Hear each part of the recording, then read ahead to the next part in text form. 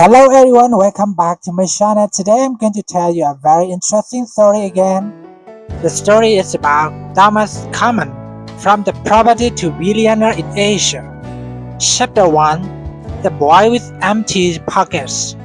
Thomas Common was born in a small village in Asia, in a family so poor that sometimes even 2 meals a day was a luxury.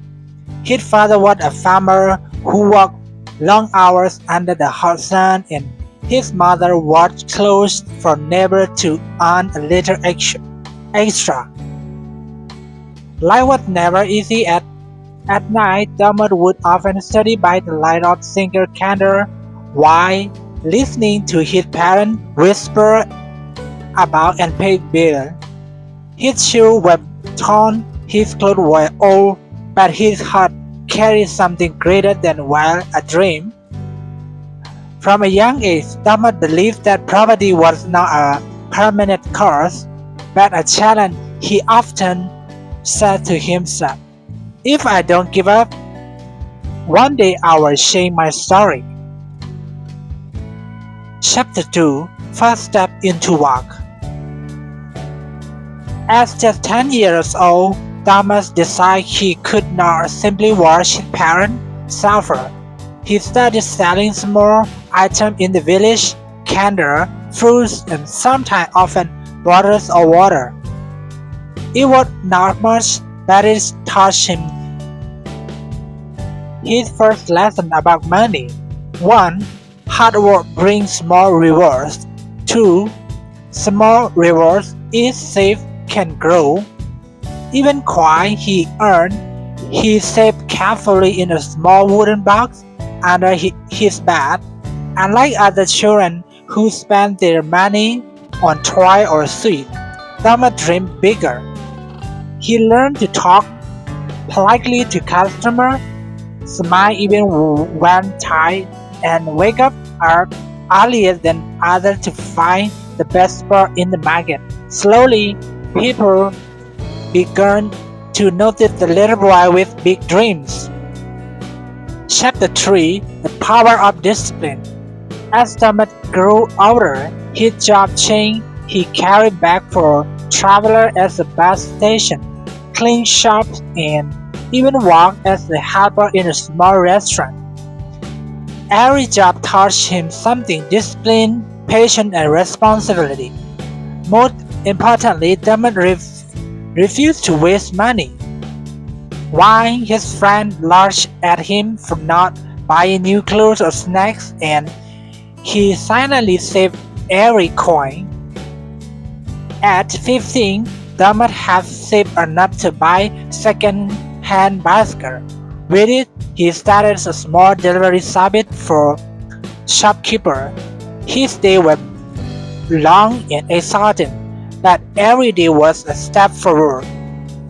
He understood that success was not about luck, it was about daily effort. Chapter 4: The Spark of Business.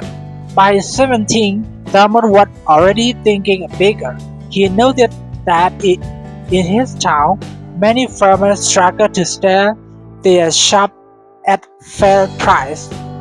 Middlemen often bought cheap and sold high, leaving farmers poor. Thomas has an idea. What he could connect farmers directly with city market. With his savings, he rented a small cart and began transporting vegetables from farmers to nearby town. It was risky. Sometimes he lost money when he goods spoiled, but he refused to quit. After months of trial and error, Thomas slowly made profits. Farmers trusted him because he was honest, and buyers appreciated his fresh goods. This was the first seed of his business journey. Chapter 5: A Failure That Became Teacher. Not everything went smoothly. A storm destroyed shop he had, the crop he had purchased, leaving him with nothing. Another time, a dishonest customer refused to pay him. Thomas left like giving up, but he remembered his father's words, "Son, poor people cannot afford to stop. We must stand up again and again." He realized failure was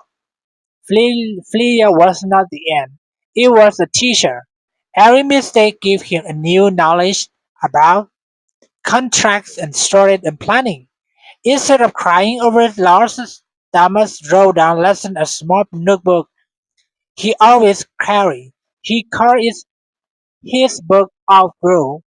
That book became his secret weapon. Chapter 6: Building the Fast Company. By age 20, after nearby a decade of small jobs, Thomas had saved enough to register his first company.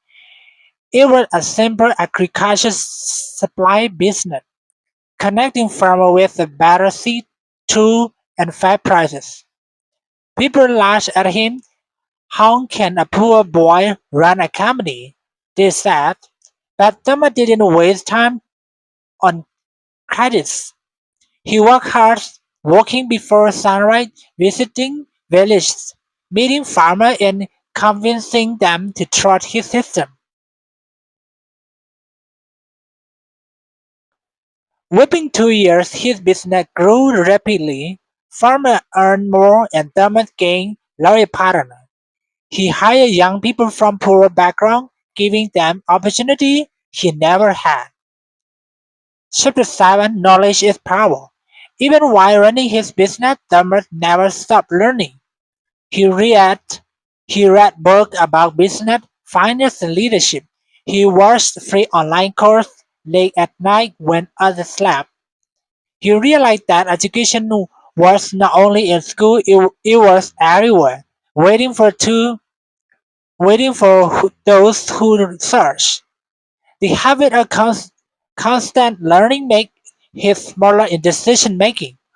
While others rely only on experience, Dermot combined experience with knowledge. That was his advantage. Chapter 8: Expansion across Asia. By the age of 25, Dermot had transformed from a local business into a regional entrepreneur. He expanded into food export, technology, solutions for farming, and even logistics. Step by step, his company spread into neighboring countries. Investors began to notice him, but Thomas remained humble. He still lived simply, still saved money, still carried his book of growth.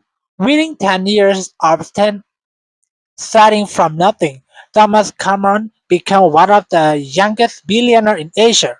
Newspapers wrote about him, students studied his story, and government invited him to share his idea. Chapter 9: The Heart of Giving Back. By for Thomas, money was never the final goal.